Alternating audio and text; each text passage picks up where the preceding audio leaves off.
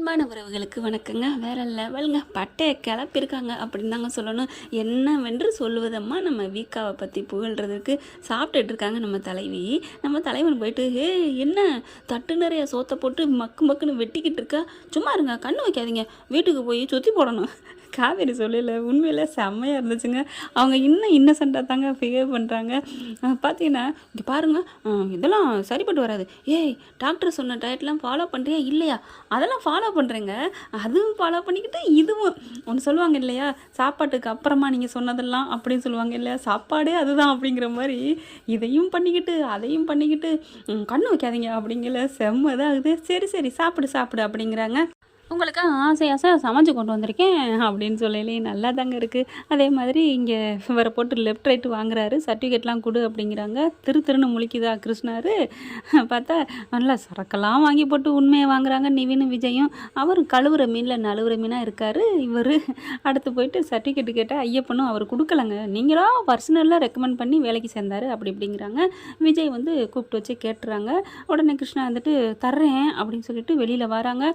ஆனால் ஃபாஸ்ட்டு செம்ம ஃபாஸ்ட்டாக போகுதுங்க. இப்படிக்கா போயிட்டு ஃபோன் பண்ணுறாரு ராகவுக்கு. விஜய்க்கு டவுட் வந்துருச்சு அப்படின்ட்டு சர்டிஃபிகேட் கேட்குறாங்க. என்ன பண்ணுறது, சரி உனக்கு சாயந்தரம் அனுப்புகிறேன் அப்படின்னு தான் சொல்கிறாங்க.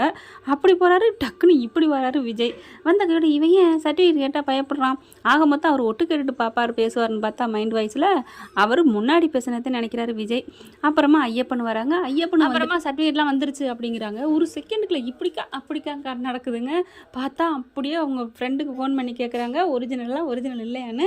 அப்போ அவங்க எல்லாத்தையும் செக் பண்ணிட்டு சொல்கிறாரு, விஜய் எல்லாமே ஃபேக்கு, ஒரிஜினலாக நம்புகிற மாதிரி கொடுத்துருக்காங்க அப்படின்னு சொல்லணும். ஆடி போகிறாரு நம்ம தலைவர். செம்ம காண்டாகிறாருங்க தலை. அப்படியே அப்பா இப்படி தான் கண்டுபிடிச்சாரு போலக்கு. நேற்று ப்ரோமோவில் பார்த்துட்டோம். போயிட்டு அதுங்க பார்த்தீங்கன்னா கிருஷ்ணாவும் ராகவும் பேசிக்கிட்டு இருக்குதுங்க. பின்னாடியே போய் நிற்கிறாரு. அடுத்து என்ன செம்ம இதுதான் பிடிச்சி வச்சு நச்சு எடுத்துகிட்டு அதுக்கப்புறம் தான் ஓடி போய் அங்கே வீட்டில் கிளம்புங்க அவன் வர்றேன் அப்படின்னு சொன்னதுக்கப்புறம் பாத்திரம் துணிமணி எல்லாத்தையும் அள்ளிக்கிட்டு கிளம்ப அங்கேயும் போய் கொத்த அள்ளி எல்லாரும் காலையிலையும் விழுக சொல்லி அதுக்கப்புறம் முத்து மலரும் அப்படி கண்ணீரை விட்டு மன்னிச்சுக்கோங்க, உங்கள் புருஷனை நான் பார்த்தது கூட இல்லை அப்படின்னு சொல்லிட்டு மன்னிப்பு கேட்குறாங்க. அப்பாடா சந்தான ஐயா மேல விழுந்த கரை நீங்கி விட்டது அப்படின்னு தாங்க சொல்லணும்.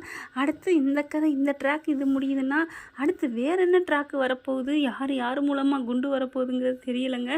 ஏன்னா கதை வேணும்னா யாரை வேணாலும் வில்லியாக மாற்றுவாங்க. ஆனால் இப்போ ஒன்று புரியுதுங்க, எனக்கு என்னமோ இந்த சித்தப்பா தான் வந்து குழு கொடுத்துருக்காரு பசுபதிக்குன்னு. ஏன்னா அந்த வீடு வந்து காவேரி பேரில் வரப்போகுது, சொத்தெல்லாம் வாங்கி கொடுக்க போகிறேன் அப்படின்னு இவர்கிட்ட வந்து அங்கே தகவல் ட்ரான்ஸ்ஃபர் பண்ணியிருக்காரு பசுக்கு. அதனால தான் ஆட்களை வர வச்சு கரெக்டாக அந்த பதிய விடாமல் இந்த முத்துமலரை செட் பண்ணியிருக்கான் அந்த பசுபதி அப்படிங்கிறது எனக்கு என்னமோ ஐயமாக இருக்குங்க, சந்தேகம் இருக்குது. ஏன்னா அதனால நான் டக்குன்னு அங்கே காவேரி வீட்டுக்கு போன முத்துமலர் குடும்பம் அங்கேருந்து கூட்டிகிட்டு வரக்குள்ள இவங்க முன்னாடி வந்து உட்காந்தா பார்த்தீங்களா பக்குன்னு பேய் மாதிரி. அதனால தான் தோணுது இங்கே இவர் தான் எல்லாத்துக்கும் கொடுக்குறாரு. அதனால தான் நடிக்கிறாரு முத்துமலர் குடும்பத்தை பார்த்து ஏய் ஊ அப்படின்னு சொல்லிட்டு. இது நான் நினச்சது சரியா இல்லைங்கிறத நீங்களும் எப்படி நினச்சிங்கன்னு காமெண்ட்ஸில் சொல்லுங்கள் ஃப்ரெண்ட்ஸ். அடுத்து என்ன நடக்க போகுது அப்படியே சுவாரஸ்யமான பகுதியில் அடுத்தடுத்த எபிசோடில் பார்க்கலாம் ஃப்ரெண்ட்ஸ். இந்த பதிவு உங்களுக்கு பிடிச்சிருந்துச்சுன்னா உங்கள் பொண்ணான கையில் ஒரு லைக்கை போட்டு ஹைக் பண்ணிடுங்க ஃப்ரெண்ட்ஸ். தேங்க்யூ.